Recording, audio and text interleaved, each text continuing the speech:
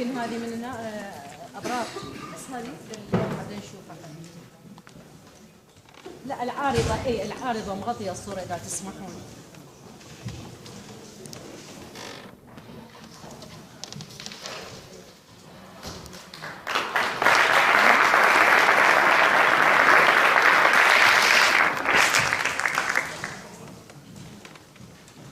سريت كل بحياتي لقيت حبك يا غالي.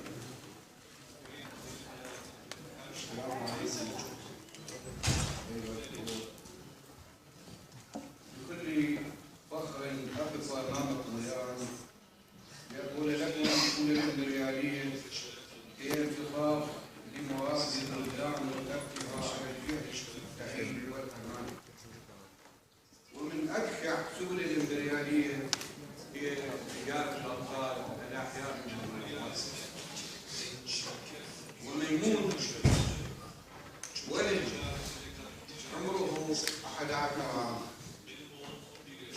أحد تلك الضحايا حيث أصيبت من جراء احتلال الإنجلو لبلد وقطعت يده وقطعت عينه أصيب بجراحات كثيرة ونقلته دبابة بريطانية من المحتل إلى مستشفى عسكري بريطاني، وخلال 4 ساعات قاموا له بتقطيع يديه وعينه، ومن ثم نقل إلى مستشفى آخر بريطاني داخل الكويت، ومن داخل المستشفى سرق الطفل واختطف، ولحد الآن ما عندنا معلومات عنه.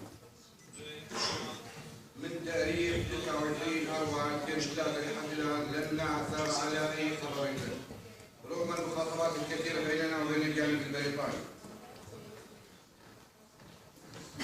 ونحن نعلم أن آلاف الأطفال العراقيين على نفس الحال، وبعض التقارير تقول ان اكثر من 25,000 طفل عراقي سرق بنفس الحال.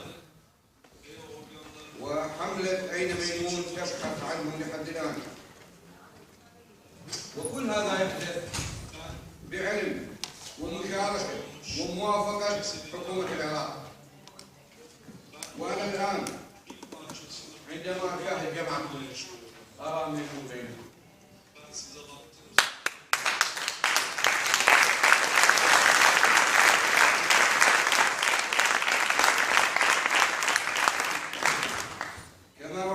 كما أعاهدكم بأني سأبقى على عهدي معكم.